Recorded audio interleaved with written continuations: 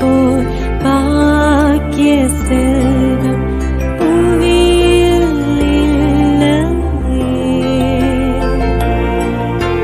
புவி நிரம்ப பொன் தந்தாலும் இப்பளிக்கு ஈடில்லையே.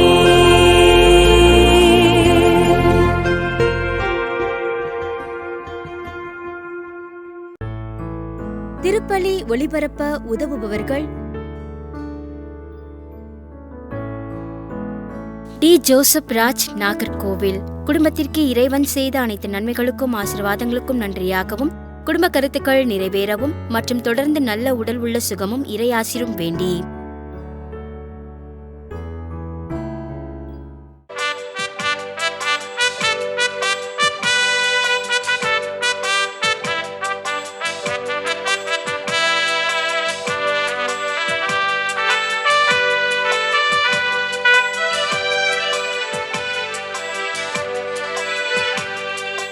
அழைக்கும் இறைவன் குரலை கேட்டு எழுந்து வாருங்கள்.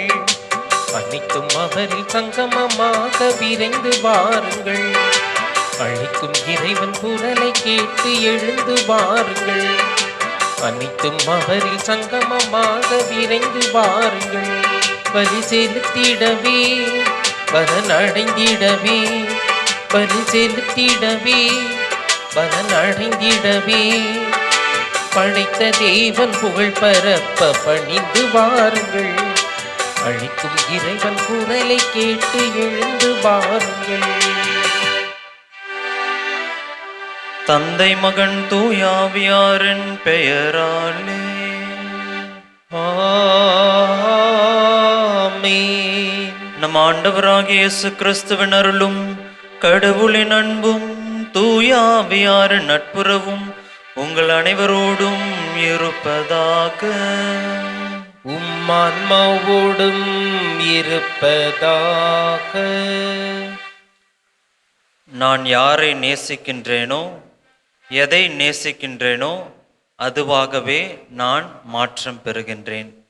சொன்னவர் புனிதை கிளாரா அவர்கள். இன்று நாம் நினைவு கூறக்கூடிய புனிதை புனித கிளாரா அவர்கள் இத்தாலி நாட்டிலே அசிசி நகரிலே 13ஆம் நூற்றாண்டிலே வாழ்ந்து ஒரு புனிதை. செல்வந்த குடும்பத்தில் பிறக்கின்றார். மிகுந்த அழகுடையவராக இருக்கின்றார். ஆனால் தன்னுடைய வாழ்க்கையை கடவுளுக்காக அர்ப்பணிக்க விழைகின்றார். அசிசி நகர் புனித பிரான்சிஸ் அவர்களுடைய துறவற வாழ்வை கண்டு ஊக்கமூட்டப்பட்டு அந்த துறவற வாழ்க்கையில் தன்னையும் இணைத்து கொள்கின்றார். தன்னுடைய செல்வங்களை எல்லாம் விடுத்து ஏழ்மை நிலையை ஏற்றுக்கொள்கின்றார். ஏழ்மைக்கு சிறந்த உதாரணமாக புனித கிளாரா திகழ்கின்றார். ஏழையரின் உள்ளத்தோர் பேறு பெற்றோர். அந்த ஏழையின் உள்ளத்தவராய் இருந்த புனித கிளாரா அவர்கள் புனிதராக உயர்த்தப்பட்டு நமக்கு இன்று நினைவு கூறக்கூடிய புனிதையாக தரப்பட்டிருக்கின்றார். அன்பார்ந்தவர்களே, ஏழ்மை என்பது என்னிடம் ஒன்றும் இல்லாத நிலை என்பது அல்ல, மாறாக என்னிடம் அனைத்தும் இருப்பினும் அதன் மீது பற்றற்ற நிலைதான் சிறந்த ஏழ்மை. எனவே அத்தகைய ஏழ்மை நிலையில் நாம் வாழ தவறிய தருணங்களுக்காக மனம் வருந்தி மன்னிப்பு வேண்டுவோம்.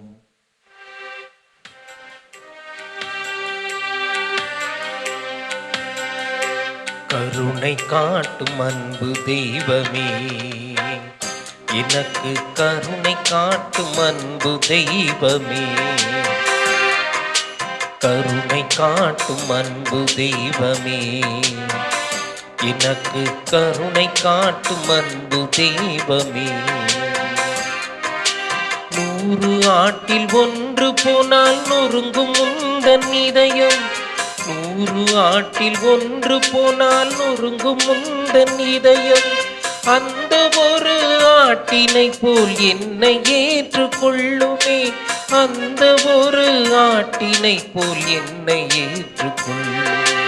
கருணை காட்டும் அன்பு தெய்வமே, எனக்கு கருணை காட்டும் அன்பு தெய்வமே.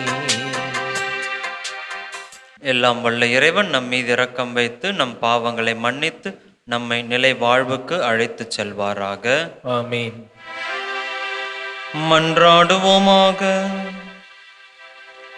இறைவா, உமது இரக்கத்தால் புனித கிளாரா ஏழ்மையை நாடச் செய்தீரே. அவரது பரிந்துரையால் நாங்கள் ஏழையரின் உள்ளத்தோடு கிறிஸ்துவை பின்பற்றி விண்ணரசில் உம்மை நிறைவாக கண்டு மகிழ தகுதி அருள்வீராக. உம்மோடு தூயாவியாரின் ஒன்றுப்பில் இறைவனாய் என்றென்றும் வாழ்ந்து ஆட்சி செய்கின்ற எங்கள் ஆண்டவரும் உம் திருமகனுமாகிய இயேசு கிறிஸ்து வழியாக உம்மை மன்றாடுகின்றோம்.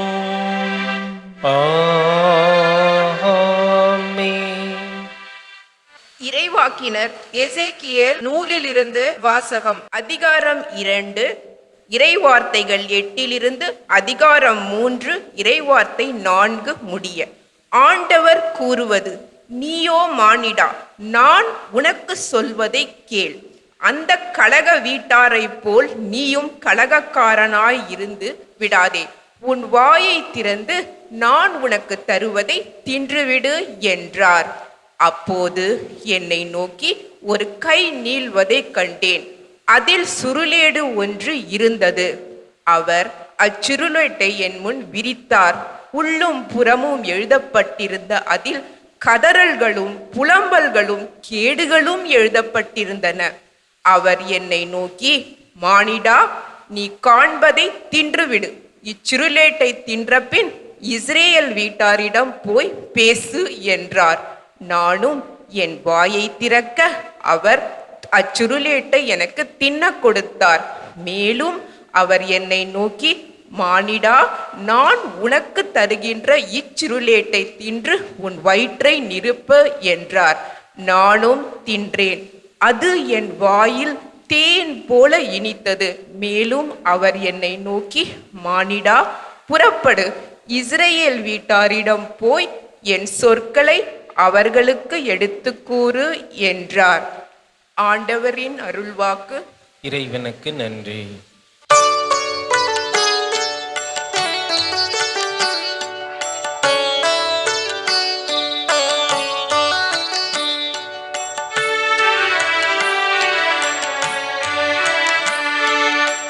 சொற்கள் என் நாவுக்கு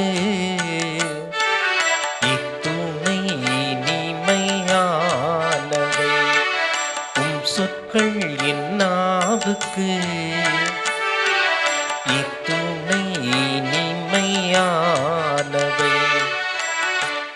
பெரும் செல்வத்தில் மகிழ்ச்சி அடைவது போல் நான் ஒழுங்குமுறைகளின்படி நடப்பதில் மகிழ்ச்சியுறுகின்றேன். ஏனெனில் ஒழுங்குமுறைகள் எனக்கு இன்பம் தருகின்றன. அவையே எனக்கு அறிவுரையாளர்.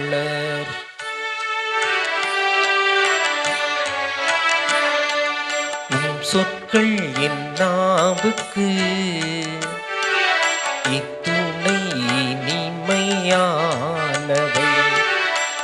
சொற்கள் என் நாவுக்கு இத்துணை இனிமையானவை.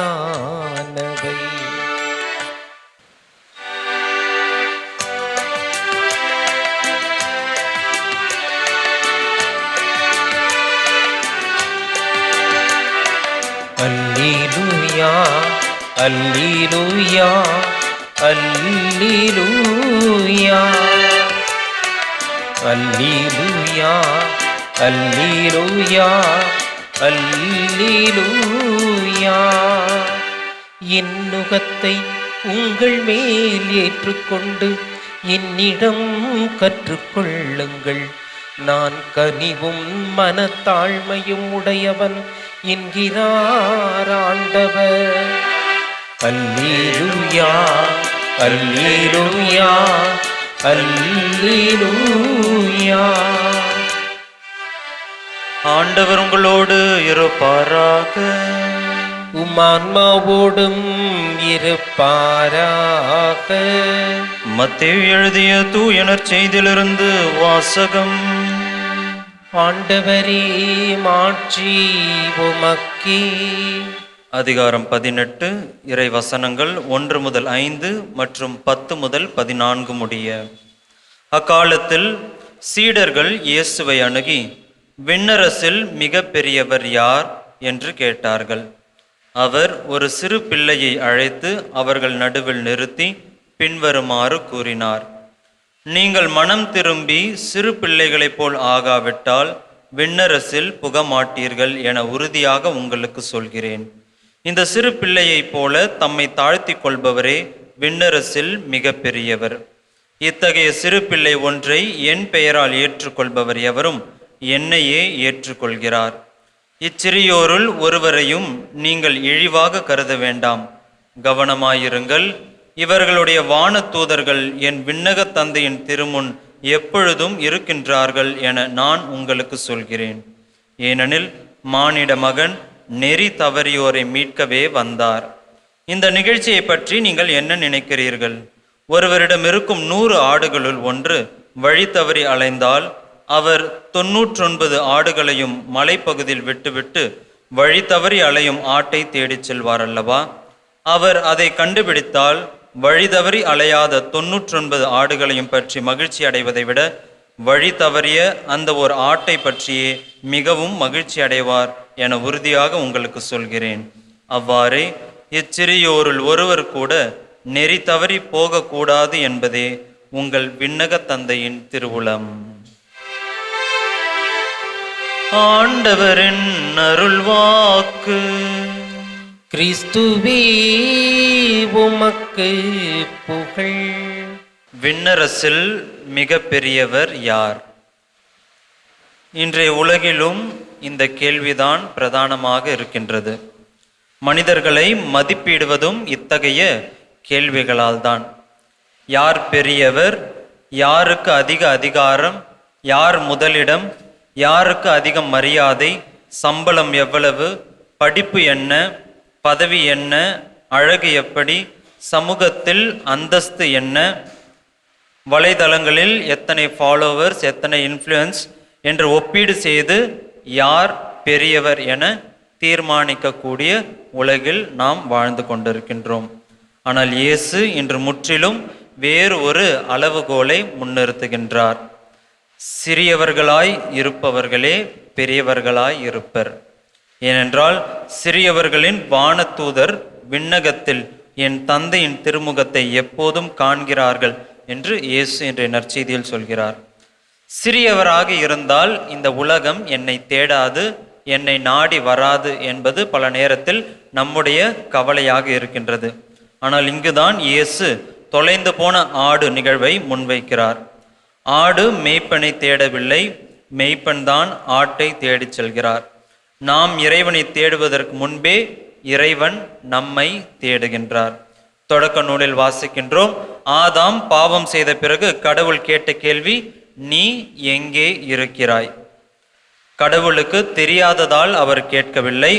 ஆதாம் எங்கே இருக்கிறார் என்பதை கடவுள் அறிந்திருந்தார். ஆனால் தொலைந்த மனிதனை தேடும் தந்தையின் இதயம் அந்த கேள்வியை கேட்க விழைந்தது. நீ எங்கே இருக்கின்றாய்? இன்றும் அதே கேள்வியை தான் ஆண்டவர் நம்மிடம் கேட்கின்றார். நீ எங்கே இருக்கின்றாய்? ஒரு குழந்தையை நம் நடுவில் நிறுத்தி இந்த கேள்வியை கேட்கின்றார். இந்த குழந்தையைப் போல் நீ இருந்தாயே, நீ இப்பொழுது எங்கே இருக்கிறாய்? ஏனென்றால் விண்ணரசில் பெரியவராக இருப்பது மற்றவர்களை விட உயர்ந்து நிற்பதில் அல்ல, குழந்தைகளைப் போல தாழ்ந்து அன்புக்குரிய ஒருவரை தொலைந்து போக விடாமல் இருப்பதில்தான். குழந்தை விலகிச் சென்றவர்களை தேடிச் சென்று அவர்களை தேடக்கூடிய ஒரு உள்ளம் படைத்தவர்களாக இருக்கின்றார்கள்.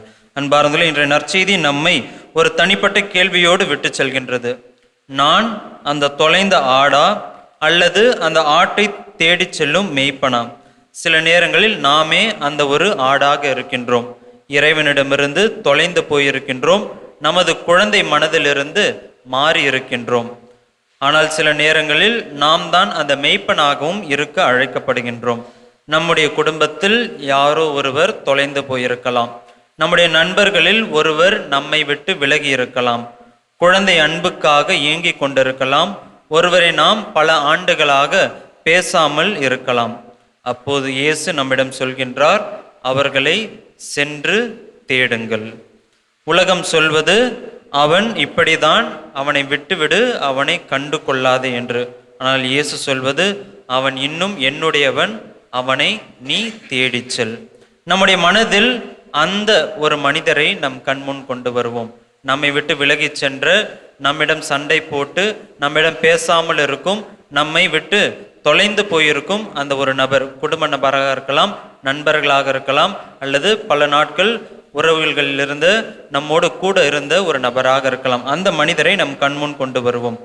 சிறு பிள்ளைகள் என்றால் அன்பை என்றுமே கணக்கு போடாது. நான் அவனுக்கு இவ்வளவு செய்தேன், அவன் எனக்கு என்ன செய்தான் என்று குழந்தைகள் யோசிக்காது. குழந்தை அவ்வாறு அன்பினை கணக்கு போடாது. 2 குழந்தைகள் சண்டை போட்டு கொண்டால் சில காலத்திலேயே, சில நேரத்திலேயே மீண்டுமாக இணைந்து விடுவார்கள். ஆனால் நாம் சில வருடங்கள் ஆனாலும், பல வருடங்கள் கழிந்தாலும் ஒன்று சேராமல், நம்மை விட்டு விலகியவர்களை சென்று தேடாமலே வாழ்ந்து கொண்டிருக்கின்றோம். இதுதான் இயேசு குழந்தையை நம் நடுவில் நிறுத்துவதன் அழகு. அன்பை கணக்கு போடாத இதயம் கொண்டிருங்கள், உறவுகளை எளிதாக விட்டுவிடாத இதயம் கொண்டிருங்கள், தொலைந்தவரை தேடிச் செல்லும் இதயம் கொண்டவராய் இருங்கள். ஏனென்றால் ஒரு குழந்தை தன்னுடைய அன்புக்குரிய ஒருவர் தொலைந்து விட்டால் அவர் போகட்டும் என்று அந்த குழந்தை இருந்து விடாது. தன் தாயோ அல்லது தன்னோடு கூட இருந்தவர்களோ தம்மை விட்டு சென்றால் அந்த குழந்தை அவ்வாறு இருந்து விடாது. ஆனால் மனிதர்கள் நாம் வளர்ந்த பிறகு அகந்தை என்ற ஒன்றை வளர்த்து கொண்டு நம்மை விட்டு சென்றாலும் அவர்களை கண்டு கொள்ளாத ஒரு நிலையில் நாம் தங்கி விடுகின்றோம். அதுதான் இயேசு இன்று நம்மிடம் எதிர்பார்க்கும் குழந்தை இதயம். அவரை தேடிச் செல்ல நம்மை தடுத்து கொண்டிருக்கும் அந்த அகந்தையை இயேசுவிடம் வைப்போம். ஒரு தொலைபேசி அழைப்பாக இருக்கலாம், அல்லது ஒரு குறுஞ்செய்தியாக இருக்கலாம், அல்லது நேரில் சென்று பேசுவதாக இருக்கலாம். அந்த ஒரு சிறிய முதல் அடியை எடுத்து வைப்போம். சிறு பிள்ளைகள் போல வீராப்பு பார்க்காது இறங்கி சென்று தொலைந்து போனவர்களை மீட்டெடுப்போம். ஏனென்றால் தொலைந்து போனவர்களை மீட்டெடுக்கும் அந்த குழந்தை இதயம்தான் விண்ணரசில் பெரியவர்கள் என்று இயேசு என்ற நற்செய்தியில் நமக்கு விட்டு செல்கின்றார்.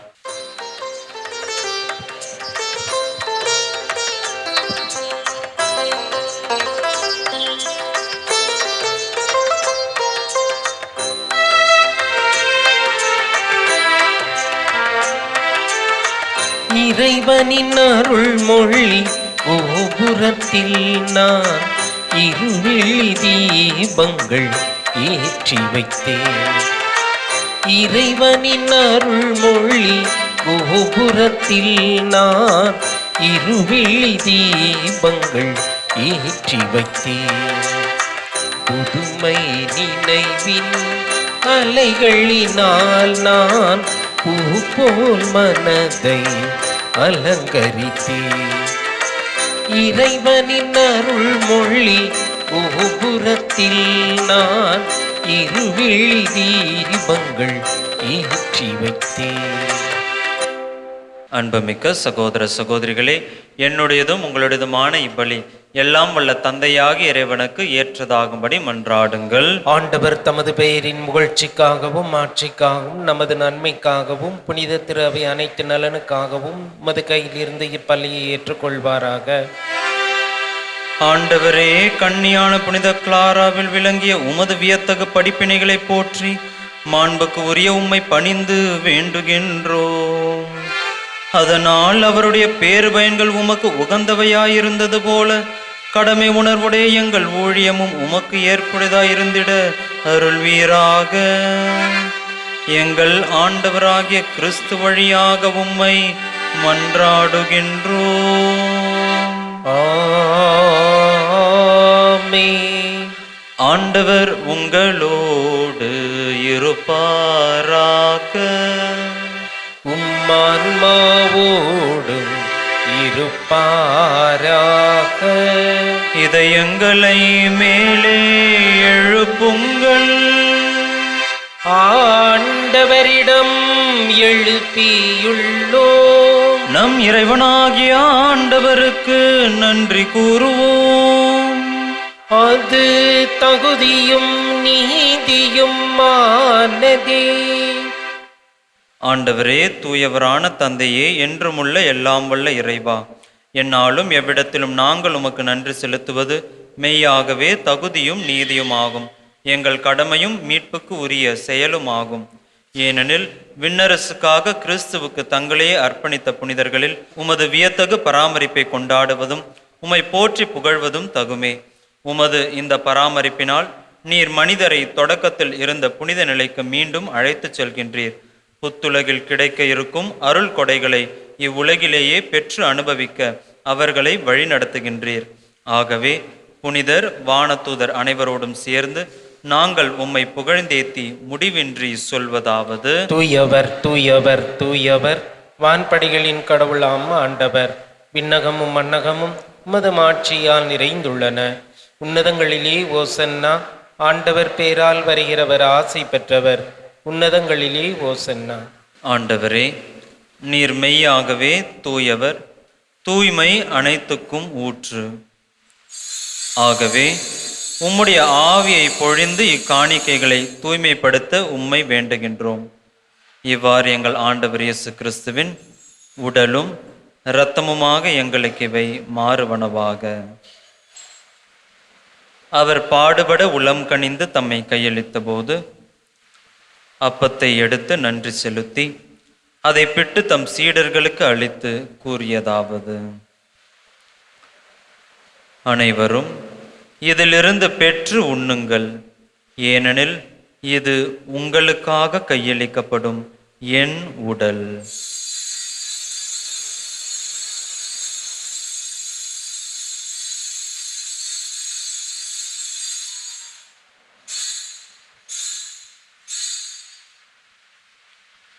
அவ்வண்ணமே இரவு விருந்தை அருந்திய பின் கிண்ணத்தையும் எடுத்து மீண்டும் உமக்கு நன்றி கூறி தம் சீடர்களுக்கு அளித்து அவர் கூறியதாவது: அனைவரும் இதிலிருந்து பெற்று பருகுங்கள், ஏனெனில் இது புதிய நிலையான உடன்படிக்கைக்கு உரிய என் இரத்தத்தின் கிண்ணம். இது பாவ மன்னிப்புக்கென்று உங்களுக்காகவும் பலருக்காகவும் சிந்தப்படும். இதை என் நினைவாக செய்யுங்கள்.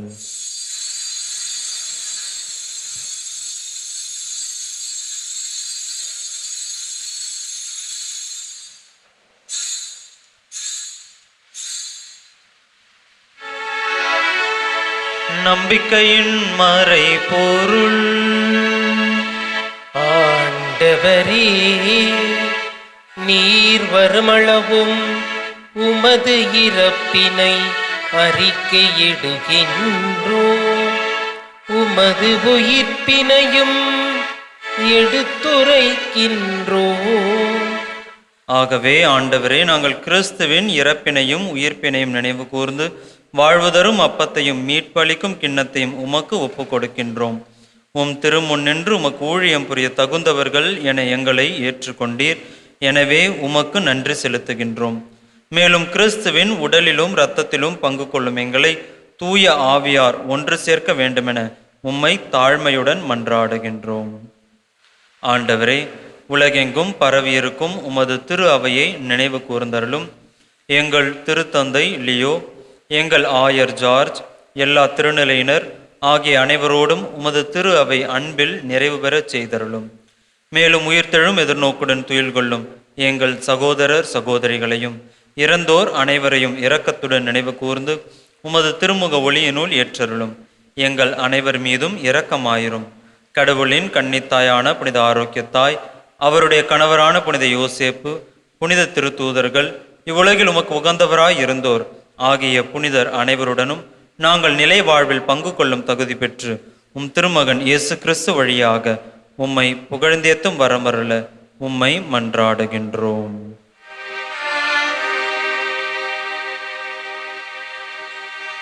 இவர் வழியாக இவரோடு இவரில் எல்லாம் வல்ல இறைவனாகிய தந்தையே, தூயாவியாரின் ஒன்றிப்பில் எல்லா புகழும் ஆட்சியும் என்றென்றும் உமக்கு உரியதே. ஆமென், ஆமென், ஆமென். மீட்பரின் கட்டளையால் கற்பிக்கப்பட்டு இறை படிப்பினையால் பயிற்சி பெற்ற நாம் துணிந்து சொல்வோம். விண்ணுலகில் இருக்கின்ற எங்கள் தந்தையே, உமது பெயர் தூயது என போற்ற பெறுக. உமது ஆட்சி வருக. உமது திருவுளம் விண்ணுலகில் நிறைவேறுவது போல மண்ணுலகிலும் நிறைவேறுக. எங்கள் அன்றாட உணவை இன்று எங்களுக்கு தாரும். எங்களுக்கு எதிராக குற்றம் செய்வோரை நாங்கள் மன்னிப்பது போல எங்கள் குற்றங்களை மன்னியும். எங்களை சோதனைக்கு உட்படுத்தாதேயும், தீமையிலிருந்து எங்களை விடுவித்தருளும். ஆண்டவரே, தீமை அனைத்திலிருந்தும் எங்களை விடுவித்து எங்கள் வாழ்நாளில் அமைதியை கனிவுடன் அருள உம்மை மன்றாடுகின்றோம். உமது இரக்கத்தின் உதவியால் நாங்கள் பாவத்திலிருந்து எப்போதும் விடுதலை பெற்று யாதொரு கலக்கமும் இன்றி நலமாயிருப்போமாக. நாங்கள் எதிர்நோக்கி இருக்கும் பேரின்பத்துக்காகவும் எம் மீட்பராகிய இயேசு கிறிஸ்துவின் வருகைக்காகவும் காத்திருக்கின்றோம். ஏனெனில் ஆட்சியும் வல்லமையும் ஆட்சியும் என்றென்றும் உமதே. ஆண்டவரே இயேசு கிறிஸ்துவே, அமைதியை உங்களுக்கு விட்டு செல்கின்றேன், என் அமைதியையே உங்களுக்கு அளிக்கின்றேன் என்று திருத்தூதர்களுக்கு மொழிந்தீரே. எங்கள் பாவங்களை பாராமல் உமது திரு அவையின் நம்பிக்கையை கண்ணோக்கி உமது திரு உள்ளத்துக்கு ஏற்ப அதற்கு அமைதியையும் ஒற்றுமையையும் அளித்தருள்வீராக. என்றென்றும் வாழ்ந்து ஆட்சி செய்கின்றவர் நீரே. ஆமீன். ஆண்டவருடைய அமைதி உங்களோடு என்றும் இருப்பதாக, உம் ஆன்மாவோடும் இருப்பதாக. ஒருவருக்கொருவர் அமைதியை பகிர்ந்து கொள்வோம். உலகின் பாவங்களை போக்கும் இறைவனின் செம்மறியே, எங்கள் மேல் இரக்கமாயிரும். உலகின் பாவங்களை போக்கும் இறைவனின் செம்மறியே, எங்கள் மேல் இரக்கமாயிரும். உலகின் பாவங்களை போக்கும் இறைவனின் செம்மறியே, எங்களுக்கு அமைதியை அளித்தருளும். இதோ இறைவனின் செம்மறி, இவரே உலகின் பாவங்களை போக்குகின்றவர். விலகி சென்றவர்களை தேடிச் செல்லும் குழந்தை மனத்தை நம்மிடம் எதிர்பார்க்கின்ற தேவன். இவரது விருந்திற்கு அழைக்க பெற்ற நாம் அனைவரும் பேறு பெற்றவர்கள். ஆண்டவரே, நீர் நிலத்தில் எழுந்திருள்ள நான் தகுதியற்றவன். ஆனால் ஒரு வார்த்தை மட்டும் சொல்லியருளும், எனது ஆன்மா நலமடையும். வல்லமையுள்ள மன்றாட்டு. அருள்மழை பொழியும் ஆரோக்கிய தாயே, துன்பப்படுவோரின் துயர் துடைக்கும் தகிமிகு தாயே, இதோ அசைக்க முடியாத முழு நம்பிக்கையுடன் உமது திருத்தலத்தில் குடியுள்ளோம். உமது வல்லமையுள்ள மன்றாட்டினாலே எங்களை காத்தருளும். நாங்கள் எவ்வித தவறிலும் கேட்டிலும் விழாதபடி எங்களை கரம் பிடித்து வழிநடத்தும் தாயே, எல்லாவற்றைக்கும் மேலாக இறை இயேசுவையே அன்பு செய்யவும் அவருக்காகவே வாழவும் எங்களுக்கு துணை செய்வீராக. ஏழைகளையும் ஆதரவற்றவர்களையும் அன்புடன் அரவணைக்கும் அன்னையே, எங்கள் ஆண்டவர் இயேசு கிறிஸ்துவோடு ஒன்றித்திருக்கின்ற நீர் சக்தி மிக்கவராய் இருக்கின்றீர். அம்மா, நாங்கள் கேட்பதை தட்டாமல் தருகின்ற அன்பு தாயே, துன்ப துயரங்களிலிருந்து எங்களை காப்பாற்றும். தீராத வியாதி வருத்தங்களிலிருந்து விடுவித்தருளும். வறுமையில் வாடும் எங்கள் வாழ்வை வளமாக்கும். அமைதின்றி அலையும் எங்களுக்கு ஆறுதல் தாரும். வாழ்வதற்கு அறியாத வருந்தும் எங்களுக்கு வாழ வழிகாட்டும். எங்கள் குடும்பங்களையும் தொழிலையும் ஆசீர்வதித்து பாதுகாத்தருளும் தாயே. ஆமேன். மன்றாடுவோமாக. ஆண்டவரே எங்கள் இறைவா, விண்ணக கொடையின் பங்கேற்பால் ஊட்டம் பெற்ற நாங்கள் உம்மை வேண்டுகின்றோம். புனித கிளாராவின் எடுத்துக்காட்டால் இயேசுவின் பாடுகளை எங்கள் உடலில் தாங்கி உம்மை மட்டுமே பற்றி கொள்ள நாங்கள் முயல்வோமாக. எங்கள் ஆண்டவராகிய கிறிஸ்து வழியாக உம்மை மன்றாடுகின்றோம். ஆண்டவர் உங்களோடு இருப்பாராக. உம்மான்மாவோடும் இருப்பாராக. எல்லாம் வல்ல இறைவன் தந்தை, மகன், தூய ஆவியார் நம் அனைவரையும் ஆசீர்வதிப்பாராக. ஆமென். சென்று வாருங்கள், திருப்பலி நிறைவேறிற்று. இறைவனுக்கு நன்றி.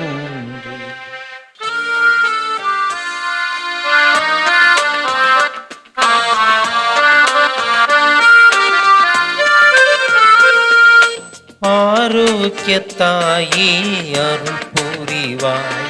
உம் சந்நிதி வந்தோ துணை வருவாய். ஆரோக்கியத்தாயே அருள் புரிவாய். உம் சந்நிதி வந்தோ துணை வருவாய். ஜெபித்து ஜெபித்து உன்னை அழைக்கையிலே மனம் மகிழ்ந்து மகிழ்ந்து உம்மை பாடுதம்மா. நிழல் என தொடர்ந்து நினைவினில் வாழும் நிறை ஒளியே நீ வாழியவே. ஆரோக்கியத்தாயே அருள் புரிவாய், உன் சந்நிதி வந்தோ துணை வருவாய். திருப்பலி ஒளிபரப்ப உதவியவர்கள்: